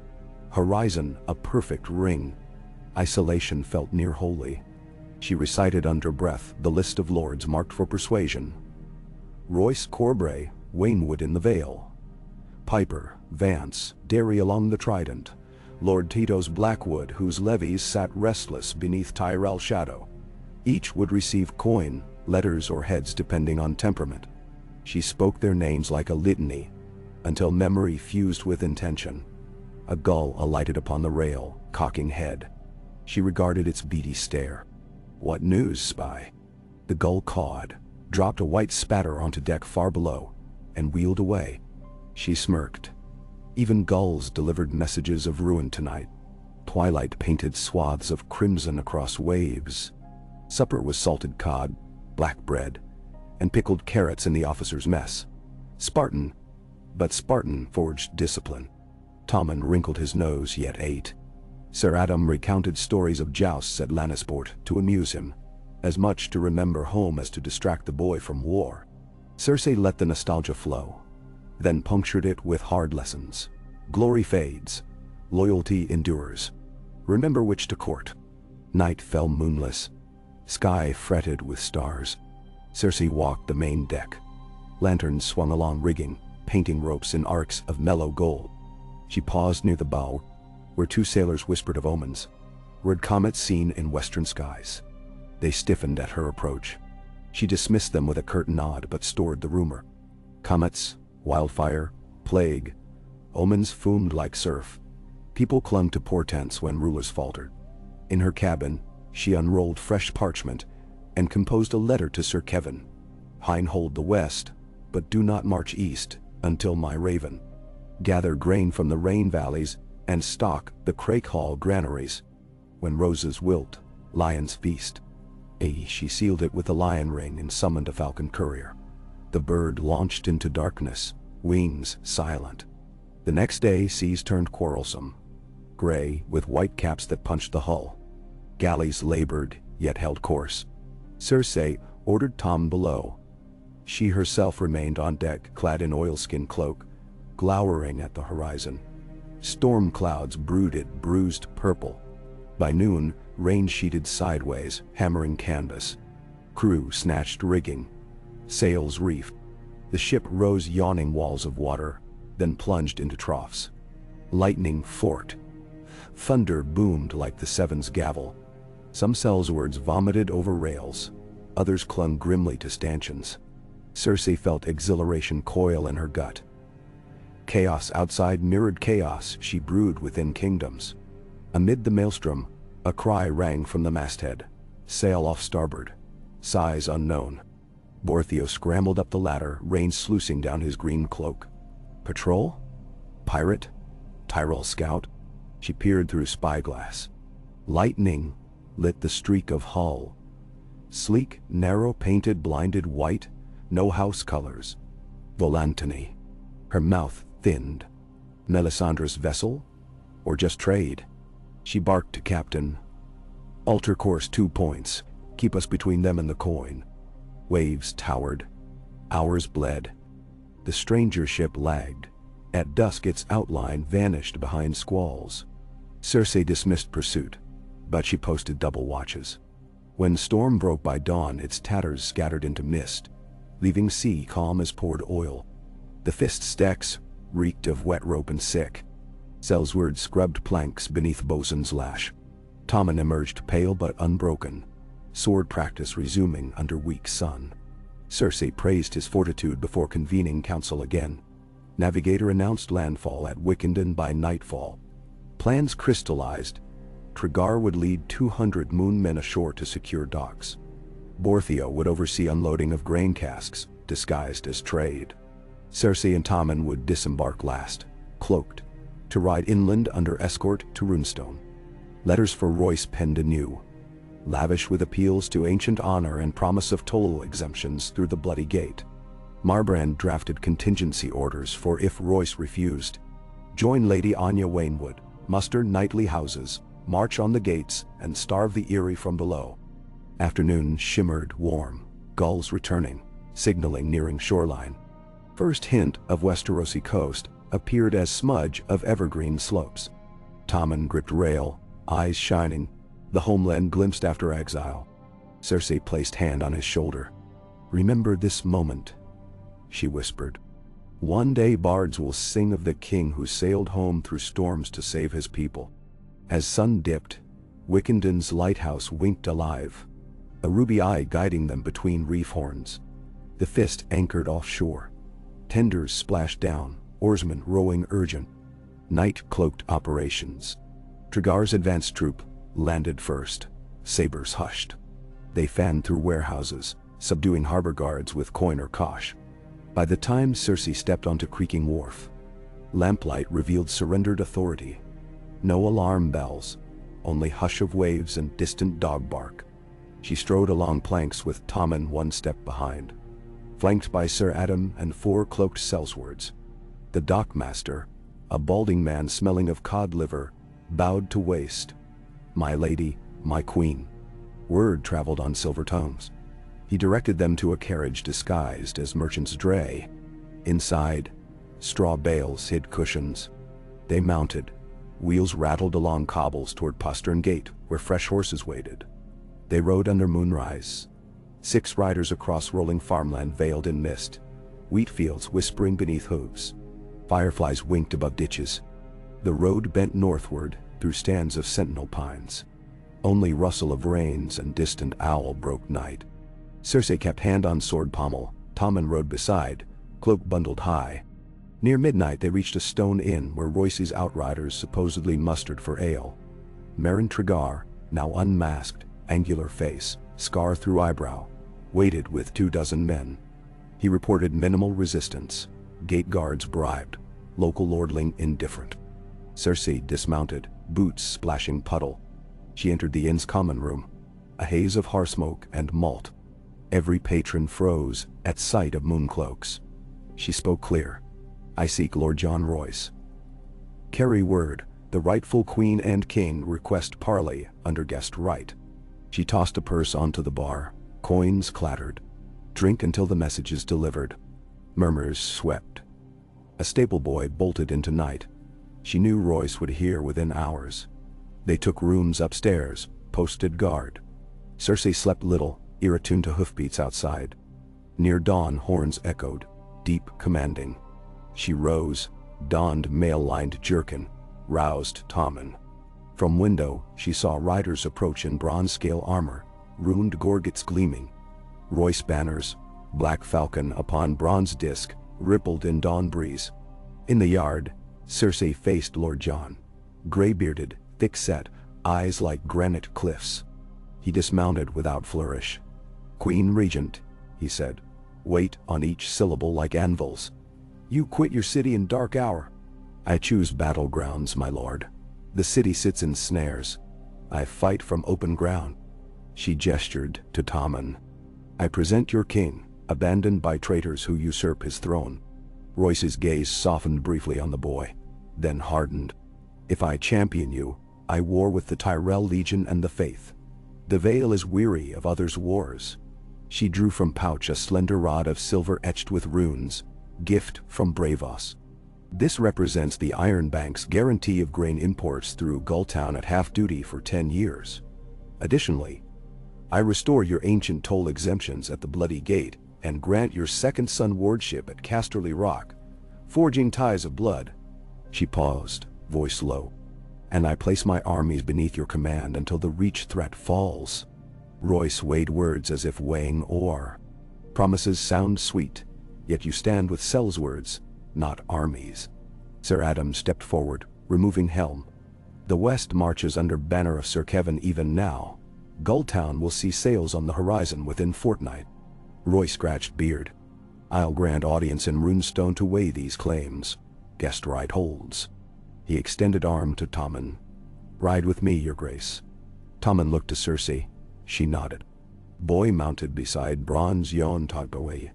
Procession formed. Royce guards ahead, Moon sellswords behind, Cersei at center. They rode as sun climbed, morning fog burning off to reveal rugged hills. Hawks circled overhead. At midday, towers of runestone surfaced beyond ridge. Squat, formidable walls of greenish rock inlaid with runes older than Andal's. Inside the hall, tapestries of falcons and first men, stories lined walls. A roaring hearth cast flickering light. Royce's bannermen gathered. Lady Waynwood stern in studded leather, Sir Simon Templeton with scarred cheek, Corbray envoy bearing Lady Forlorn's sword. They eyed Cersei with wariness bordering on hostility. Feasting board laden with game pie, oat bread, sheep's cheese. Guessed right bread and salt, exchanged. Cersei spoke, recounted wildfire horror, starving streets, rose hypocrisy. She invoked ancient alliances between Vale and Rock, reminded them how Targaryen conquest fell only when Aegon's hosts combined dragonfire with Aeron and Stark subjugation. History is parable, Waynwood countered. While you fled, men died. Why not stand and fight? Cersei's voice dropped. To fight is to choose where to wield the blade. I refuse to dance within noose. Instead, I gather knives behind my back. When I return, I strike through ribs none guard. Mende. Murmurs died. Templeton sipped ale, gaze calculating. Corbray envoy leaned forward. And what of Sansa Stark, ward of Littlefinger, rumored betrothed to Harry the heir? If she births an Aeron, Vale may crown Northern Queen. Sansa is hostage cloaked as bride, Cersei said. Littlefinger clutches the veil by her frail wrist. Free her, and his hold breaks. I offer ransom in Lannister gold, and guarantee safe escort north. Royce grunted approval. Chivalry still moved that old warrior. He conferred with lords privately, while Cersei waited at Longtable, fingers laced. Tommen sat quietly, absorbing tension as if memorizing each adult breath. After an hour, Royce returned. The Vale will not yet march, but it will not close gates against you. Gulltown opens ports. Runestone offers 60 men-at-arms as escort. Further support hinges upon proof of your western armies and the faith's collapse. Cersei masked frustration with gracious nod. You will have proof. She produced sealed letters for Royce dispatch riders. Qyburn spies in Kings Landing reporting High Sparrow dead. Faith militant fractured. Royce accepted, still guarded. Evening settled. Feast concluded. Cersei retired to guest chambers within a tower overlooking the Stone Hedge ravine. She penned Raven to Kevin. Line troops at Saltpans, link with Blackwood. Cut Tyrell grain line. Ye, another to Qyburn. Locate Sansa, instruct Eel to arrange extraction at Coldwater Burn. Kai, she sent these with Royce falcons at dawn. 2 days they remained at Runestone, Tommen training with Waynwood's squire. Cersei studying Vale fortifications, gauging mood of minor knights. She hosted discreet audiences. Lady Waynwood parted with modest levy of archers, once shown Braavosi promissory for iron imports. Sir Simon accepted purse for scouts along High Road. Gradually the web stretched. On third dawn, gulls screeched over courtyards. A sail sighted at Gulltown. Messenger breathless. A Dornish warcog flying sun and spear anchored under flag of truce, bearing Princess Arianne Martell as envoy. Royce's hall stirred with rumor. Cersei's pulse raced. Dorne, Tyrell foe or ally depending on coin and vengeance. She requested immediate ride to Gulltown. Royce conceded, sending Templeton host. Cersei and Tommen rode breakneck along coastal track, moon cloaks escorting. 3 hours before sunset, they spotted the cog. A sleek vessel with citrus orange sails, hull lacquered black like beetle shell. On dock stood Arianne Martell. Olive skin radiant against violet silk, dark eyes sharp with curiosity and calculation. She inclined, head to Cersei. The last Queen of Kings landing greets the first Queen of the Narrow Sea. Cersei descended horse, cloak swirling. Titles shift, but we share one. Mother of Kingdoms denied. Arianne's smile edged cunning. Indeed. I come seeking alliance against common bramble, Tyrell vines choking sun. They withdrew to Harbormaster's lodge, guards posted. Map spread, wine poured. Arianne spoke of Highgarden arrogance. Mace Tyrell snubbed Dorne at council, withheld grain shipments, insisted on trial to prove Dornish complicity in Myrcella's earlier maiming. "My father ages, but scorn wakes desert wrath," she said. "Dorne will not kneel to roses." Cersei revealed Ironbank backing, wildfire chaos, veils wavering. A tapestry of opportunity unfurled. Arianne proposed. Dornish fleet of 30 Dromans blockade Arbor Wines bound for Tyrells, while desert spearmen marched through Prince's Pass to threaten Stormland's rear. In return, she desired betrothal between Tommen and a Martell cousin, sealing peace. Cersei's mind raced. Tommen betrothal, originally to Margaery annulled by wildfire fury. Another alliance could legitimize her claim while dividing foes. Yet, Martell name still stung with Oberyn's accusations. She stalled. "Such matters require counsel of my hand." She named Sir Kevan, promised letter within 10 days. They drafted provisional pact. Mutual hostility toward Reach. No interference with Lannister control of Kingsland. Dornish autonomy secured. Signed with blood pricked from ring fingers. Sealed in wax mingled with desert sand. Arianne toasted. To queens of flame and sand. That night feast lit Lohar's hall. Dornish wine flowed. Sailors sang of Stepstone's booty. Tommen sat at high table between Cersei and Arianne, enthralled by tales of sand steed races. Cersei watched prod for weakness. Arianne charmed easily yet concealed iron beneath satin. Later, she walked balcony with Borthio. He murmured, "Martell coffers deep but not bottomless. Your gambit widens war front, risk high." She sipped wine. "Risk divides my enemies. Tyrells will choke between desert and lion. An iron bank shall lend to both sides, profit whichever prevails." Her smile, crescent sharp. Over following days, Gulltown transformed. Titan's fist unloaded barrels.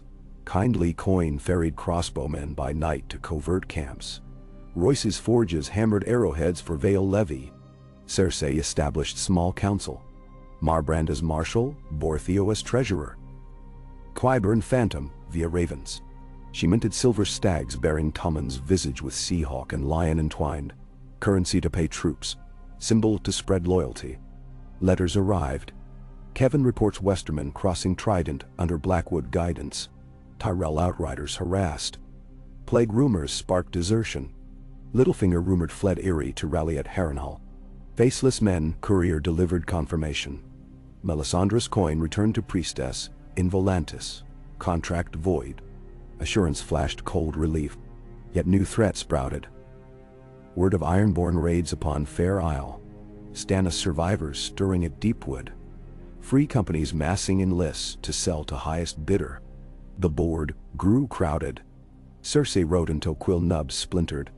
A fortnight after landing, Raven brought dire news. Sir Kevan slain by crossbow bolt in camp, assassin unknown. Westerman command fell to lesser lords. Panic flickered. Cersei's grief slammed into chest, but she silenced tears before Tommen.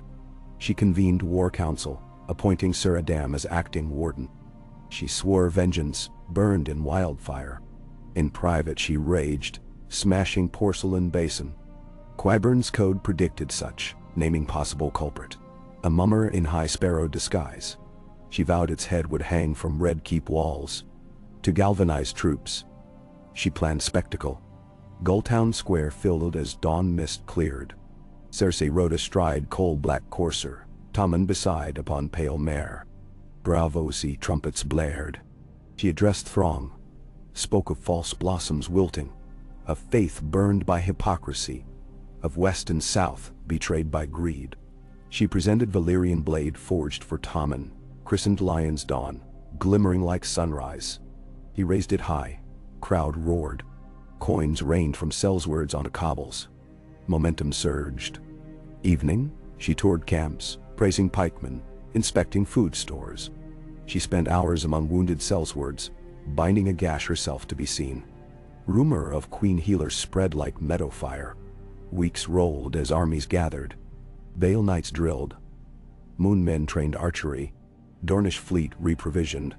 Scouts reported Tyrell sea lions losing discipline. Blackwater camps rife with fever. supplies rotting. Margaery retreated to Maidenpool to court alliance with Tully remnants. Faith militant, fractured under new high priest, aiming to blame wildfire on Tyrell alchemists. Cersei sensed Knife's ripe moment.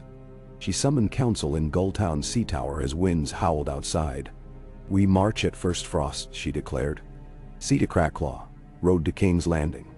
Lion's spear from west, falcons from north, sand from south. Roses will find thorns turned inward. Some urged caution. Winter nipped. Stannis partisans lurked. She countered.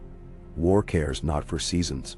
Strike before ground freezes, else hunger starves impetus. She won votes. Preparations accelerated. Smiths forging lamellar, coopers filling salt pork casks, scribes dispatching ravens. Cersei composed fiery proclamation to realm. Lion and the Falcon reclaimed the dawn. Let every true soul rally. She appended royal seal, sending thousands of broadsheets by gull and horse. During final muster, Tommen rode before ranks, Lion's dawn across saddle. Cheers erupted, sincere or bought, she cared not. She addressed he and troops both. A king is shield and sword. Shield to the weak, sword to the traitor, he echoed, voice cracking yet strong. Night before departure, Cersei sought quiet. She climbed Gulltown's lighthouse, stood beneath beacon brazier, wind whipping down. Below, masts creaked like bones. She gazed south where King's Landing's glow invisible yet felt, a phantom on horizon. She closed eyes, envisioning return. City gates yawning, red keep echoing footsteps, iron throne beneath her hand again. Not as regent, never again regent, but as queen sovereign, Tommen crowned, but she ruling until his manhood. She saw wildfire still simmering under stones, waiting her word to douse rebellion. She felt heat flare within. A footstep. Sir Adam approached, cloak snapping. Scouts confirm Blackwood seized River Run. Blackfish joins them under truce. They pledge neutrality, if spared. Nahran, she considered. Neutrality's another word for waiting to see winter. Send envoy, promise amnesty and grain.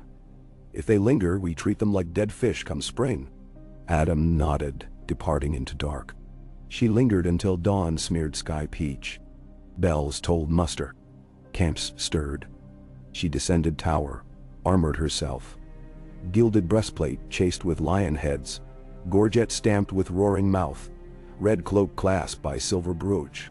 She belted sword Heartsbane, gift from Tarly vaults she'd claimed years ago. In courtyard troops lined, Vale Lancers, Moonmen, Gulltown militia with halberds, bronze crossbows from Braavos, Western Knights under Marbrand, Dornish outriders. Banners rippled. Lion, Falcon, Sunspear, Crescent Moon. Tommen approached in polished half-plate, visor up, cheeks flushed. She bent, kissed brow through helm gap. Lead with justice. He nodded solemn. Trumpets blared. Gates creaked open. The host rumbled forth onto King's Road. Thousands of hooves and boots and wagon wheels grinding. Townfolk cheered, some out of faith, others out of fear. Cersei rode at vanguard, standard high. Sea air faded, replaced by pine and earth. The first week, march steady. Mild autumn sun, crisp nights. Scouts rode ahead. Ravens dipped daily bearing updates. Tyrell outriders skirmished near Rosby, repelled by Vale archers. Reports of bread riots in King's Landing multiplied. Sparrow factions dueling in streets. Cersei's lips curled in satisfaction. At Moonsgrey Hill, an envoy awaited. Lord Garland Tyrell's squire, white flag trembling. He begged parley. Cersei met him in meadow, flanked by Marbrand and Tregar. The youth's voice quavered. Lady Margaery offers truce. Marriage alliance to retain queenhood if safety for the city is sworn. Cersei laughed, sound ringing like steel struck.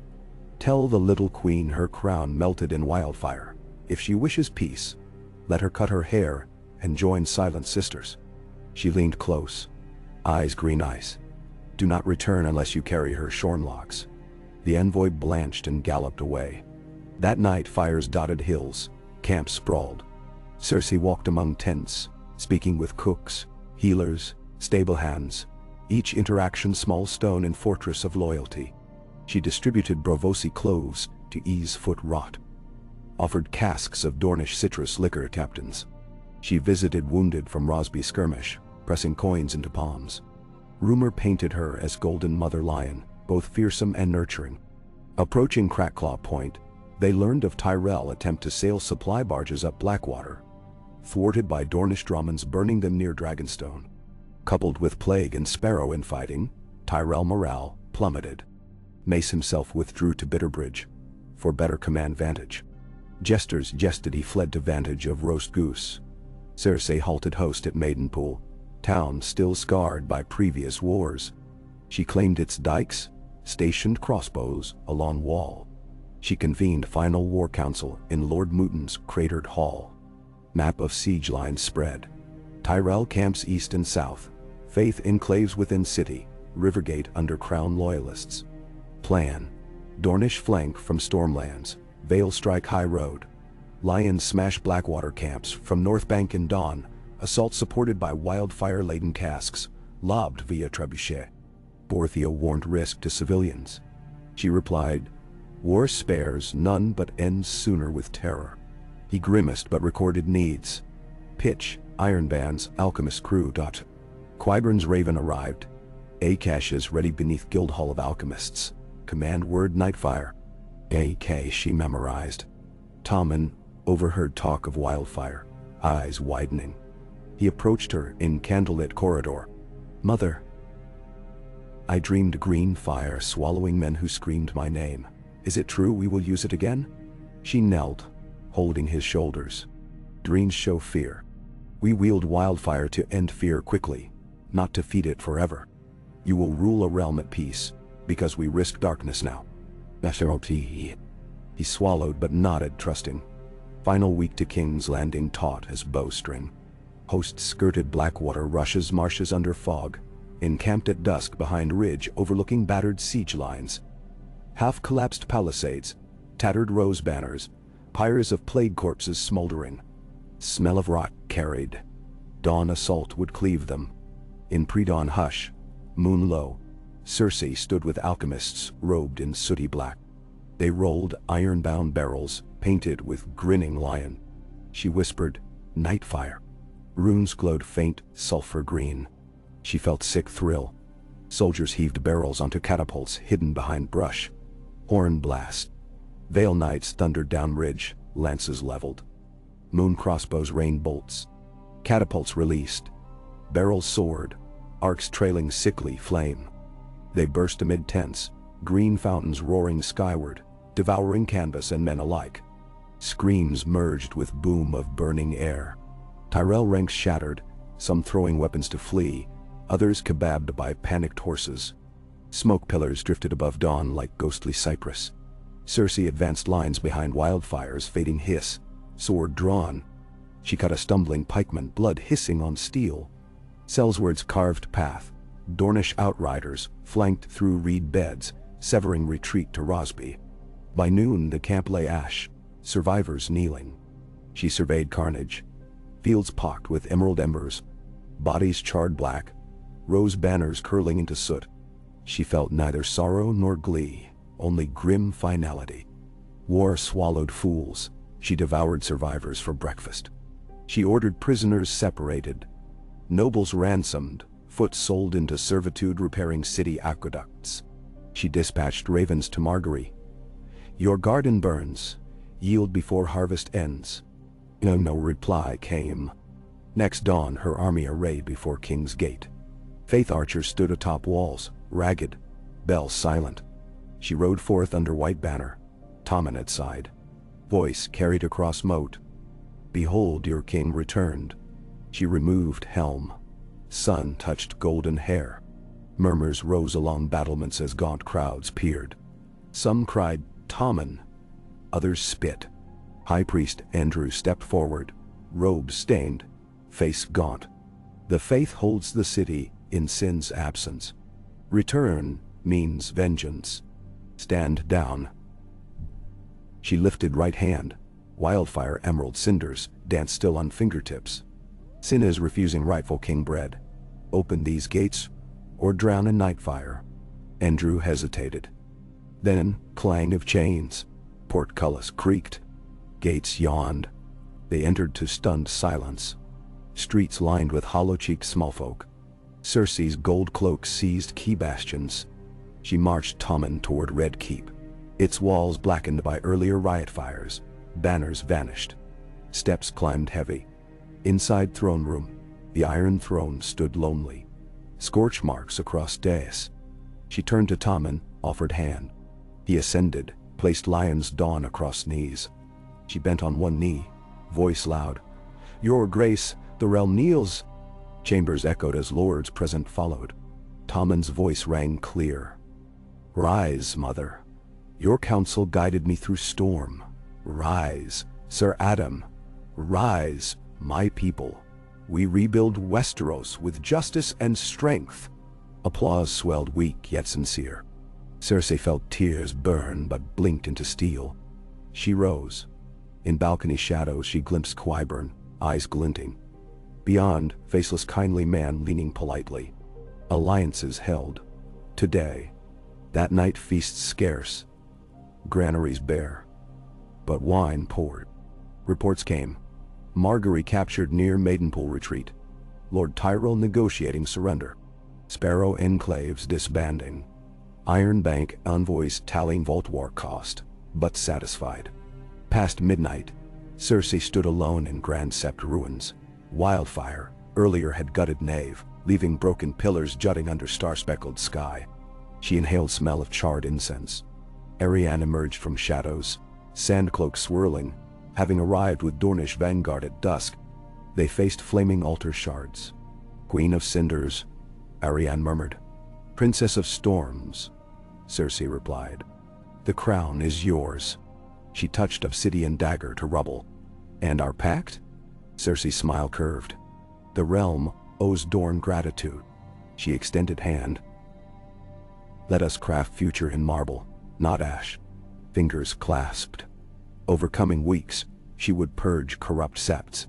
Seat new small council blending Vale, Dorne, West, and Braavos.